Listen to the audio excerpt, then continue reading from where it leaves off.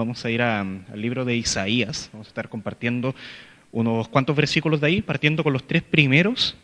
Así que cuando vamos al libro de Isaías, ya vemos la pregunta ahí, pero después vamos a ir desarrollándola más. Mientras tanto, vamos al tema de que el libro de Isaías tiene un contexto histórico, o sea, no se escribió el año 2025.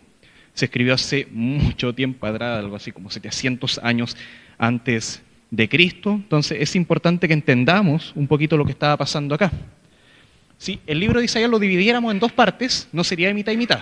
Sería más bien la primera parte del capítulo 1 al 39, donde es un poquito más duro. Se ve al pueblo de Israel pecando, se ve a los profetas advirtiendo, en este caso Isaías, él está advirtiendo, dejen ese pecado porque viene el juicio, viene un castigo, viene Babilonia, va a invadir a Israel y va a ocurrir lo que se llama el exilio o el cautiverio. Es decir, el pueblo de Israel va a ser llevado esclavo, prisionero a otra nación muy lejana. Entonces, después viene otra mitad, que es de los capítulos 40 al 66, donde si bien sigue todo el tema del juicio, sigue este castigo que era la realidad y está en medio de este exilio, de este cautiverio, es decir, no estaban en Israel, sino que estaban en Babilonia, otro reino, con otras costumbres. Entonces ahora Dios los empieza a consolar, les empieza a decir, yo los voy a tomar y los voy a empezar a hacer de nuevo mi pueblo. Ustedes van a ser mi pueblo, como cantábamos, y ya no van a estar con este canto triste, este canto abandonado de casi como que Dios nos abandonó, sino que ahora van a poder cantar nuevamente como estábamos recién, alegremente a nuestro Dios. Esa es la segunda mitad. Así que justamente ahora, donde Dios está anunciando esta nueva relación que este pueblo, que se había portado mal, pésimo, iba a tener con Dios, es decir, Dios de segundas y terceras oportunidades, iba a dar a ellos. Entonces, dentro de esa segunda mitad, capítulo 55. Entonces, ahí ya seguimos con este tema de consuelo, de esperanza, entendiendo la realidad de que estos de Israel ya no tenían acceso a las comodidades que tenían antes, ya no tenían acceso a la libertad que tenían antes. Entonces estaban allá como esclavos, sin la libertad, sin el acceso a las comodidades como lo tenían antes, sin lo básico. Y para tener lo que antes hubieran tenido libremente, ahora tenían que pagar, tenían que pedir permiso para hacer lo que harían libremente en cualquier lugar y momento. Y todo lo que iban a estar recibiendo iba a ser así, quizá no tan suficiente como ellos pensaban. Entonces no era nada permanente, nada que satisfaciera realmente sus necesidades. Si algo estaban conociendo muy bien allá, era el hambre y la sed. Entonces ahora, en nuestro texto, que vamos a estar ahí en Isaías 55, Dios les dice que van a tener algo, un alimento que va a ser para siempre. Y lo está invitando, vengan para acá, yo les voy a dar esto.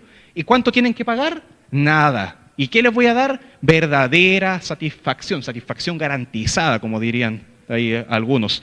Entonces vamos a estar comenzando solamente los versículos 1, 2 y 3, que dice así la palabra de Dios. Voy a leer el texto y luego vamos a orar nuevamente, pidiendo la dirección del Señor. A todos los sedientos, venid a las aguas. Y los que no tienen dinero, venid, comprad y comed. Comprad sin dinero y sin precio vino y leche. Ahí lo tengo en las diapos por si acaso. ¿Por qué gastáis el dinero en lo que no es pan y vuestro trabajo en lo que no sacia? Oídme atentamente, comed del bien, coman del bien y se deleitará vuestra alma con grosura. Inclinad vuestro oído y venid a mí. Oíd y vivirá vuestra alma y haré con vosotros pacto eterno, las misericordias firmes a David.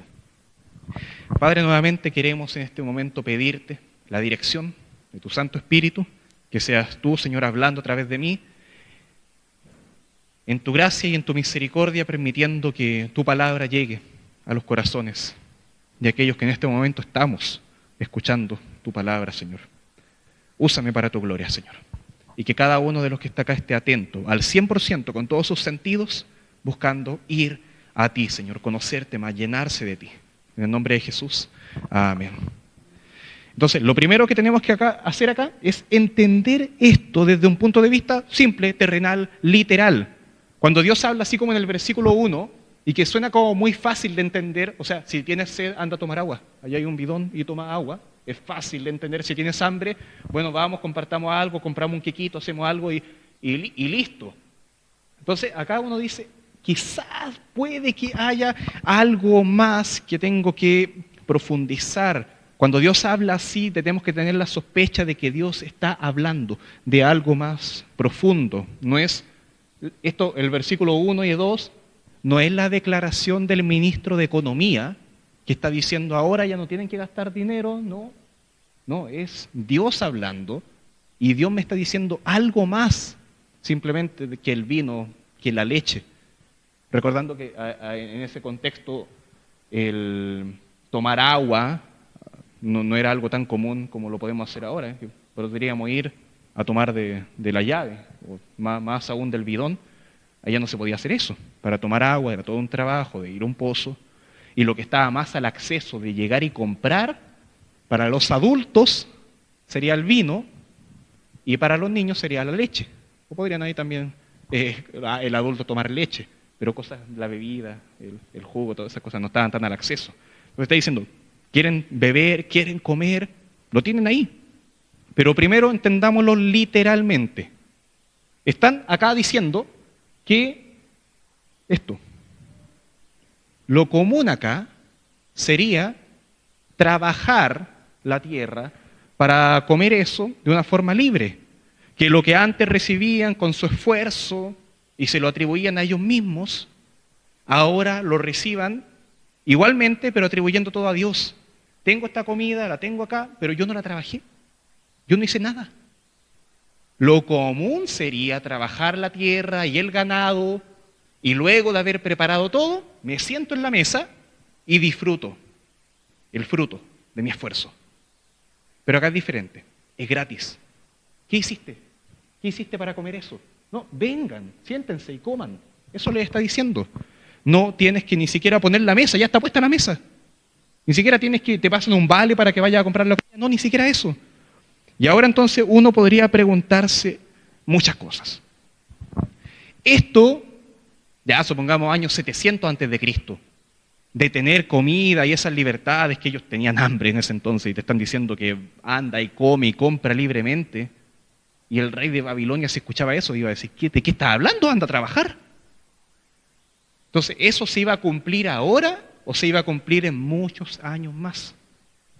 Otra pregunta podría ser si eso se cumplirá con ellos o se iba a cumplir en generaciones futuras. Ahora, si yo comparo el versículo 1, donde dice, a todos los sedientos, venid a las aguas, coman, compren, todo eso, con el versículo 3, que me está hablando de la relación con Dios, ahí el versículo 3, ahí lo pongo, inclinen su oído, vengan a mí, y habla del alimento para el alma, vivirá tu alma. Entonces puede que el versículo 1 no esté hablando más de esto que de comida simplemente. ¿Qué de eso también de que nuestra alma se deleitará? Que nuestra alma vivirá. Por ahí en el versículo 2 dice, se deleitará vuestra alma con grosura. De ahí nos damos cuenta de que desde un plano espiritual apunta a algo más profundo. Es más que simplemente sentarse en una mesa y comerse un completo. Entonces vamos a ir viendo el texto acá de a poco. Y vamos a ir partiendo entonces con el versículo 1. Nuevamente, a todos los sedientos, venid a las aguas. Y los que no tienen, básicamente les está diciendo, disfruten de esto que es gratis, de la gracia de Dios.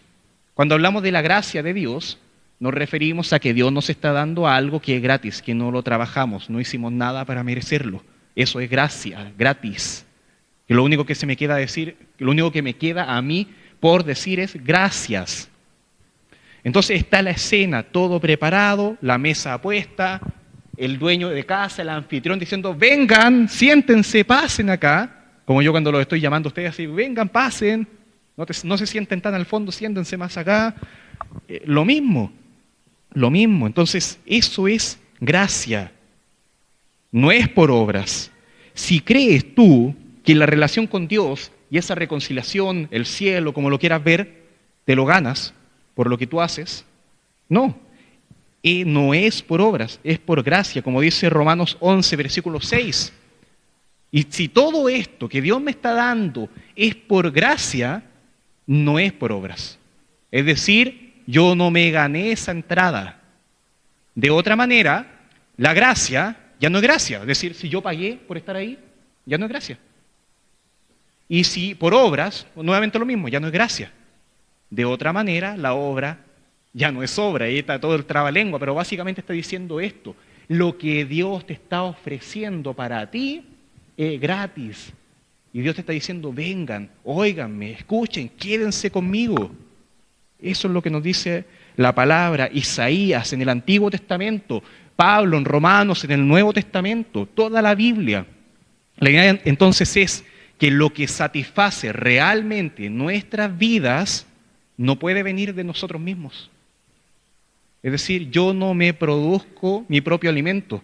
Creo que hay un tipo de animal, no se me olvidó averiguarlo, que efectivamente producen su propio alimento, autótrofos creo que se llama, no me acuerdo si, bueno, hay alguien, autótrofo, bien, vamos, la chonté. Y es la idea de ese animal que puede, o ser vivo, que puede producir su propio alimento.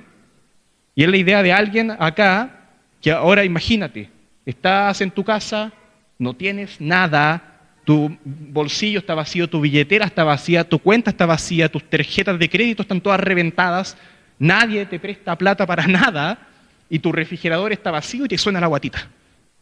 Entonces dices, quiero comer, no tengo nada y comienzo a cocinar. Enciendo la cocina, le pongo agua, me conseguí agua, buena, a la olla y la comienzo a hervir y comienzo a cocinar con cosas imaginarias, mi comida imaginaria. Hago mi arroz imaginario y le pongo mucho pimentón imaginario, ¿cierto? Entonces hago todo eso, pero al final cuando lo pruebo, no me llena. Comí aire simplemente, el agua se evaporó y no me comí nada. Entonces, ¿qué pasa si ahora llega alguien, un vecino, te golpea la puerta y te dice, oye, tengo esta caja con comida, me llegó por accidente, te la regalo a ti, tómala. Y tú quedas como, ¿qué hago? Gracias. Gracias simplemente. ¿Qué hice yo para merecerme esa caja? Nada. ¿La quiero? Sí. Vaya, no me voy a hacer el modesto, decir, no puedo aceptarlo. No. La tomo y me pongo a llorar ahí. Gracias porque tenía tanta hambre. No podía pagarlo, pero lo recibí igual. Eso es gracia. Así que la pregunta es, ¿qué debo hacer ahora que Dios me está invitando a ser parte de su reino, a ser parte de su familia? Ven a mí. ¿Qué tengo que hacer ahora yo para pagarle a Dios? De forma tal que quedemos en cero. Es decir, Dios me dio esto, ahora yo se lo retribuyo. Gracias a Dios por todas las bendiciones, déjame hacer esto por ti. ¿Qué debo hacer quizás antes para siquiera poder acceder a ese banquete? Dios me está diciendo, oye, entra acá, pero antes tienes que pagar la entrada. ¿Cómo la pagas? Imagínate que no es un banquete, es la vida eterna, es el cielo, es la relación con Dios, el tema de poder llamarse ahora tranquilamente hijo de Dios. Y yo quiero tener esa paz con Dios, decir, soy amigo de Dios. Lo tengo ahí. ¿Qué tengo que hacer? Y Dios me está diciendo acá, nada. Simplemente hazte esta pregunta. ¿Cómo le agradezco? ¿Y quedaría ahí? Esa es la pregunta.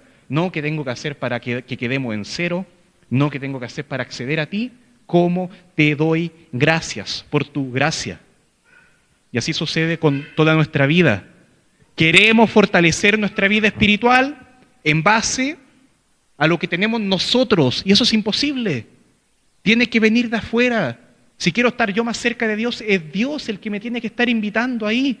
No puede venir de cualquier parte, solamente de aquel que da el verdadero alimento, ir a Jesús. ¿Y qué dice la Biblia en Juan 6:35? Acá está Jesús hablando. Y ojo que Isaías 55 también te habla de Jesús, 700 años antes de que apareciera. Pero acá en Juan 6:35 Jesús les dijo, yo soy el pan de vida, el que a mí viene nunca tendrá hambre. Se parece a Isaías 55, ¿no? Y el que en mí cree no tendrá sed jamás. Eso es lo que realmente satisface Jesús. Él es el alimento. Ir a Él es lo que satisface mi alma. Quizás tu guatita se puede satisfacer con un buen almuerzo, pero tu alma aún así va a quedar vacía. Ese vacío que tienes en tu corazón solamente puede ser llenada con Jesucristo. No hicimos nada para tener a Jesucristo. Y aún así se nos ofrece, vengan a mí, vengan a mí. Yo soy el pan de vida, vengan a mí. Vengan a mí. Si tienes sed, ven a mí también. Y bebe de mí, también dice eso. Entonces ahora, quiero que veamos el versículo 2. Avanzamos un poco. Isaías 55, versículo 2. ¿Por qué gastas tu dinero en lo que no es pan? ¿Por qué te matas trabajando en lo que no sacia? Escúchenme atentamente y coman del bien, y se deleitará vuestra alma con grosura, o sea, grandemente, tremendo. Pero ¿qué pasa? ¿Qué pasa acá? Hablo ahí yo de la vanidad. ¿Qué es la vanidad? Es aquello que simplemente no es nada, que se desvanece. Ahora ya se acerca de a poquito el invierno y en la mañana si te levantas muy temprano vas a ver neblina probablemente.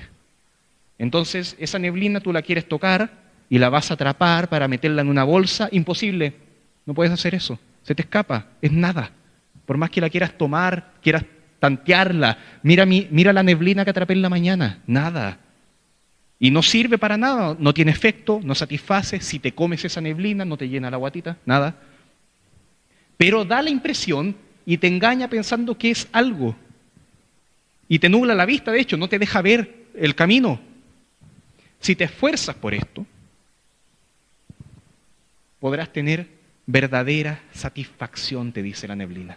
Ven a mí, yo soy algo. Ahora, esto no quiere decir que, por ejemplo, esforzarse por un título universitario, quizás si estás estudiando en la universidad, no quiere decir que eso está mal, que es vano, que no te sirve, que lo único que tienes que hacer es Dios solamente. Entonces, para eso, entonces no estudio, entonces no trabajo, entonces no me preocupo de mi apariencia, no me preocupo de nada. El título universitario, yo te advierto, no va a llenar tu vacío. Puedes tener todos los títulos universitarios, magíster, doctorado, todo, pero aún así puedes seguir con un vacío.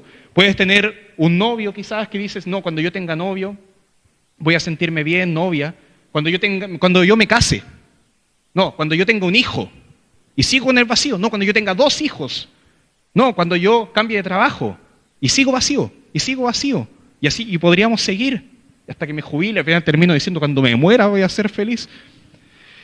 Pero todas esas cosas que tienes ahí pueden ser medios. La carrera que estás estudiando puede ser un medio para acercarte más a Dios. Y esa precisamente es la idea. Tus estudios te pueden hacer sentirte más necesitado, con más sed. Todo ese esfuerzo que estás poniendo en trabajar, en lo que sea, te puede producir más sed. Las relaciones que puedes tener con otra persona, un noviazgo, un matrimonio, te puede llevar a sentirte débil, incapaz. Este tema de tener una familia, en mi caso, con mi esposa, casi 6 años, 2 hijos, y uno dice, es un desafío. Y hay cosas difíciles. Yo veo otros que están casados mucho más tiempo, entonces está mi papá ahí, entonces digo, si yo veo eso difícil, ¿cuánto más para los demás?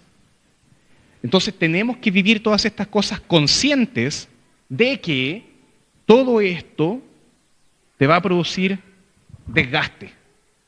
El estudio no te va a llenar, el trabajo no te va a llenar, las amistades no te van a llenar, sino que de hecho te van a desgastar, te van a cansar y te van a debilitar, te van a hacerte sentir más usado, más cansado, más trabajado. Entonces Jesús dice, vengan a mí los que están cansados y trabajados, los que están debilitados, los que están desgastados, y Dios te va a llenar. Entonces recuerda lo que dice, por ejemplo, Deuteronomio 8:3. El Señor hizo todo esto, y Él te afligió, hablándole de Dios acá al pueblo de Israel nuevamente, y te hizo tener hambre, y te sustentó con maná, comida que no conocías tú, ni tus padres la habían conocido. ¿Para qué? ¿Para qué te hizo Dios pasar por todo esto? Para saber, para entender que no solo de pan vivirá el hombre. Más de todo lo que sale de la boca de Jehová vivirá el hombre. O sea, ¿qué significa esto? Que puedo yo tener muchas cosas, mucho pan, mucha comida, pero el pan puede llenar tu estómago, sí, sobre todo después de haber comido harto. Quizá yo ahora, después de la iglesia en la mañana, me voy a almorzar donde mis papás y a veces me repito el plato. Entonces me vengo para acá y vengo con la guatita llena que ya no me puedo ni mover. Puede pasar eso. Y quedamos llenísimos de comida, pero aún tengo un vacío dentro de mí. Y seguiremos insatisfechos. Y ese vacío no lo llena las cosas de este mundo. Solamente lo puede llenar Dios. Entonces, cuál es precisamente el aspecto de Dios que te llena? ¿Cuál es el aspecto de Dios que tienes que buscar? Y acá yo planteo esto. Miren, esto es lo que yo quiero plantear como tesis para este mensaje. La fidelidad de Dios y su misericordia es lo que necesitamos buscar para alcanzar verdadera satisfacción. La fidelidad de Dios, su misericordia. Mira el versículo 4, ahí en Isaías 55. El versículo 3. Inclinad vuestro oído, si no lo tengo ahí, y venid a mí. Oíd y vivirá vuestra alma, y haré con vosotros pacto eterno, que va a ser para siempre. Y ahí está Dios recordándote que va a ser fiel, y la misericordia firmes a David. Ahora, ¿cómo haremos esto si no hacemos caso, si no atendemos a la invitación de Dios? Si Dios te dice que inclines tu oído, hazlo. Si Dios te dice, vengan a mí, si estás buscando a Dios y Dios te dice, vengan a mí, anda. Si Dios te llama a escuchar y vienes con el anhelo acá de escuchar más de Dios, abre tus oídos y escucha. Si Dios dice que vivirá nuestra alma, es porque así será. ¿Y qué nos está ofreciendo Dios acá? Fidelidad, un pacto que es para siempre, que no se rompe con nada, y misericordia. ¿Qué es fidelidad? Que Él dice que va a hacer esto y lo cumplirá, Él es fiel. Son las misericordias firmes, a David firmes, que permanecen. Entonces Dios dio promesas a David, el rey David, eso es como el año 1000 antes de Cristo, y sobre todo ahí habla de un Mesías que vendría a reinar para siempre y que iba a cumplir todas estas cosas. Y cuando habla de misericordia, quiere decir que no solamente es porque no lo merecemos. ¿Te acuerdas de esa palabra que yo me gané algo y no me lo merecía? Yo había dicho que esa palabra tenía un nombre cuando es gratis. ¿Y se llama esa palabra? Gracia. Bien.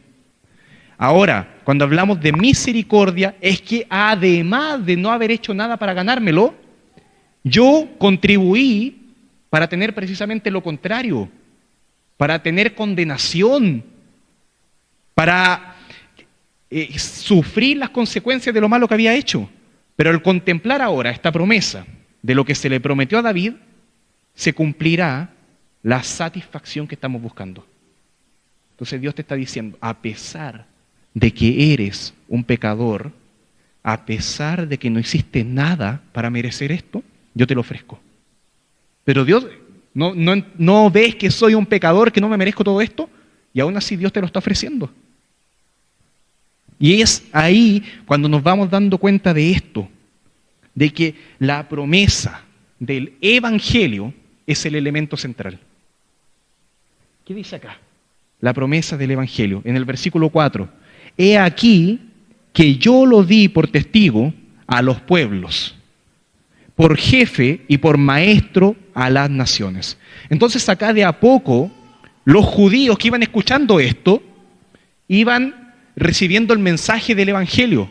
Ellos no lo recibían como nosotros, porque por ejemplo yo te digo a ti, el Evangelio es esto, es Jesucristo muriendo por los pecadores en una cruz y estuvo 3 días ahí y al tercer día resucitó y salió de la tumba y te lo doy con detalle.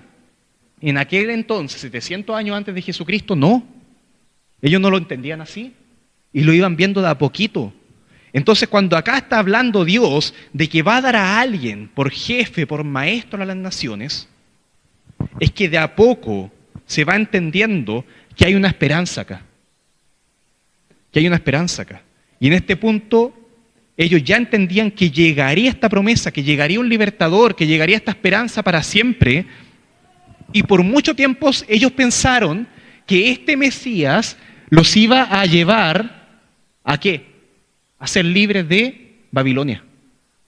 Acuérdate que estaban cautivos y estaban en Babilonia.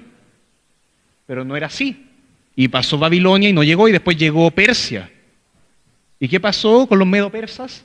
Ellos siguieron ahí y no llegó el Mesías todavía. Y después llegaron los griegos. Y aún así todavía no llegaba el Mesías. Y después llegaron los romanos. Y apareció. Y aparece Jesús. Y ven que no viene a derrocar, no viene a destruir y a aplastar al César. Incluso que ven a Jesús siendo capaz de hacer un milagro para sanar al siervo de un centurión romano, ayudando a un romano. Y incluso destaca la fe de este romano y dice, ni aún en Israel he hallado tanta fe como en este romano. Mateo 8:10. Nota, te pregunto ahora, ¿qué sintieron los judíos cuando vieron que este Mesías, esta promesa, he aquí yo lo di por testigo a los pueblos, por jefe y maestro a las naciones, y llega este Jesús? Y es así. ¿Qué sintieron? Te lo expreso así, con esas palabras. Este Jesús no satisface mis expectativas. No es el Jesús que yo quiero. Y cuando vieron que Jesús se juntaba después con publicanos, no sé si saben lo que son los publicanos, eran judíos que ayudaban a los romanos cobrando los impuestos. Y les cobraban dinero a sus compatriotas judíos para pagar las comodidades de Roma, mientras los judíos estaban ahí pasando hambre, pasándolo mal en los tiempos de Jesús. Y estaban ahí los publicanos cobrando platita para que se lo llevaran los romanos. Y te dicen ahora, Jesús es amigo de publicanos. ¿Qué sintieron ellos? Insatisfacción. Este Jesús no satisface mis expectativas, no es lo que yo quiero, porque todo el tiempo estuvieron pensando que la satisfacción que cumpliría sus deseos era diferente. Cuando yo tenga lo que yo entiendo que yo necesito, yo estaré bien y te reconoceré entonces a ti como mi Señor. Cuando mi pueblo tenga lo que necesita, libertad de los romanos, te vamos a reconocer como Señor. Entonces ahora la pregunta es, para nosotros ahora, ¿de qué depende ver a este Jesús y realmente sentir satisfacción y decir, este sí es el Mesías, sí es el Cristo que yo necesito?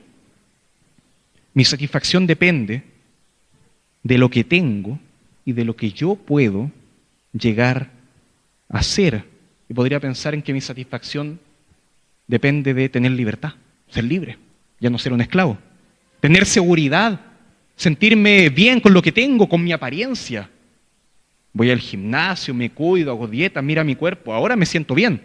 Cuando deje de ser gordito voy a estar bien. Cuando tenga esto, cuando alcance mis títulos, cuando gane mis copas, cuando alcance satisfacción por mi reconocimiento, fama, respeto.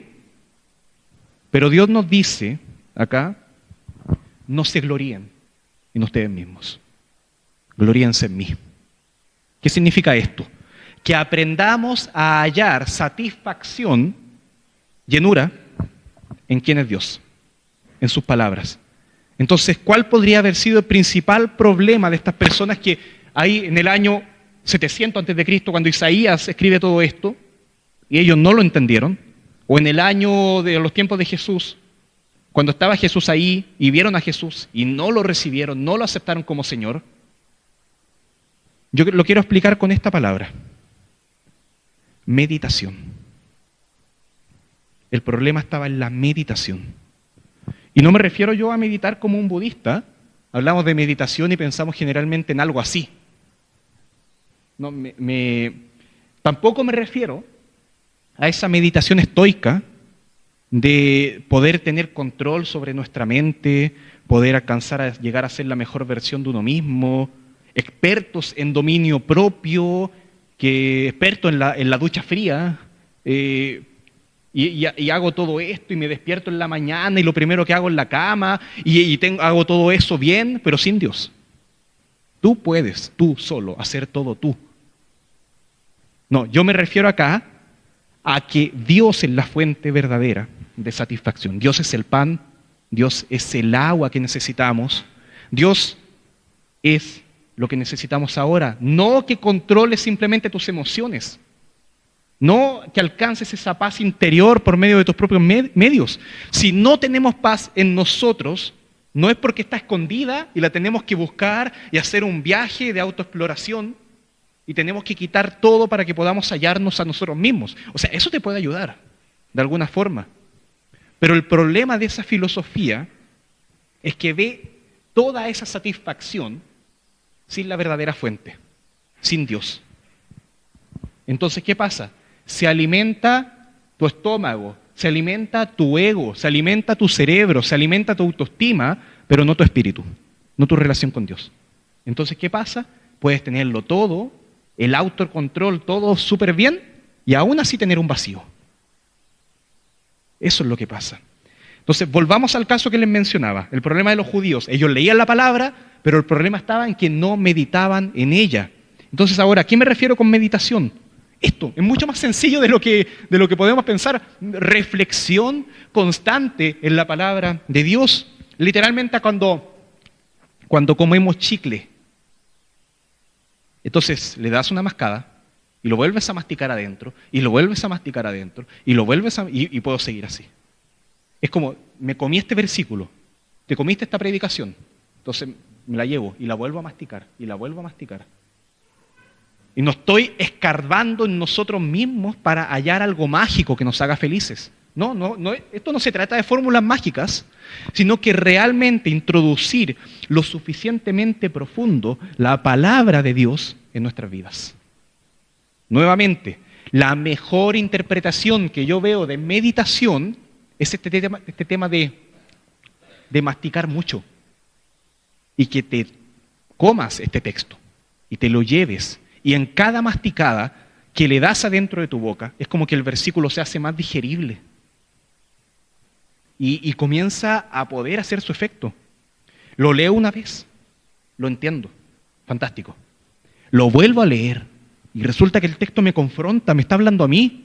Lo vuelvo a leer y resulta que Dios me está invitando, no solamente me está tratando mal, me está invitando a una nueva relación, me consuela. Lo vuelvo a leer, lo memorizo. Venid a mí, todos los sedientos, vengan acá, beban de las aguas. Los que no tienen dinero, venid, comprad y comed. Venid, comprad sin dinero y sin precio. Todo esto, hasta que llegas al punto que dices, simplemente, Dios, lo único que me queda hacer ahora es pedirte perdón y agradecerte, alegrarme, adorarte a ti. Llegas a ese punto. El punto de solamente querer agradecer a Dios. O veamos la meditación entendiendo que la palabra de Dios se asemeja y se compara con una espada, así. Podría ser una espada como esa.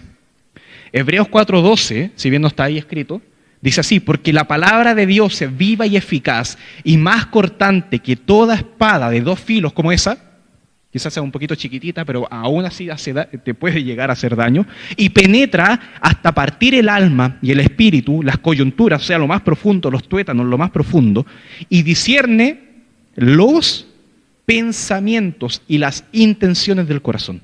Entonces, cuando yo leo la palabra, esta me toca, primeramente la leí una vez, y me tocó superficialmente, me hizo un rajuño.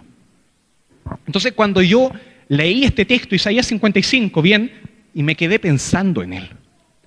Y me quedé reflexionando en este texto.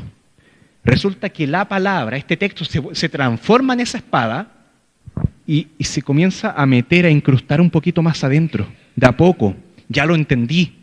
Ah, Dios le dice esto a los judíos, pero resulta que a mí también me dice otra cosa. Me está diciendo, me está confrontando a mí. Entonces introduzco más la espada todavía. Y Dios le está dando sentido la introduzco más y Dios me está confrontando, la introduzco más todavía y Dios me está consolando, más todavía y Dios me está alegrando. Y Dios me está satisfaciendo, me está llenando. Y ahora que estoy satisfecho, puedo yo ser como un vaso de agua. Imagínate un vaso de agua, que lo tienes ahí, le echaste agüita y se llenó. ¿Y qué pasa? Comienza a rebosar, comienza a llenarse más y salir de los bordes, a desbordarse, a derramarse y llegando hasta más abajo. Imagínate una torre de vasos, así, donde el vaso de más arriba se llena y comienza a llenar los vasos de abajo. Y se comienzan a llenar todos. ¿Qué pasa ahora? Que la palabra nos dice esto. He aquí, el mismo texto que estamos leyendo, he aquí llamarás a gente que no conociste.